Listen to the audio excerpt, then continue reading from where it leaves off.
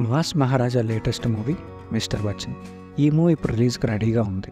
ఈ సినిమాని ఎప్పుడెప్పుడు చూద్దామా అని ఫ్యాన్స్ చాలా ఆసక్తిగా ఎదురు చూస్తున్నారు. ఇంక ఈ సినిమాని దర్శకుడు హరీష్ శంకర్ పూర్తి యాక్షన్ ఎంటర్టైనర్గా తీశారు. దీంతో ఈ సినిమా పైన భారీ అంచనాలు క్రియేట్ అయ్యాయి. ఈ సినిమా నుంచి వచ్చిన పోస్టర్స్, టీజరు, ట్రైలరు, సాంగ్స్కి ఆడియన్స్ నుంచి మంచి రెస్పాన్స్ దక్కింది. ఈ క్రమంలో ప్రమోషన్స్ని వేగవంతం చేశారు మేకర్స్.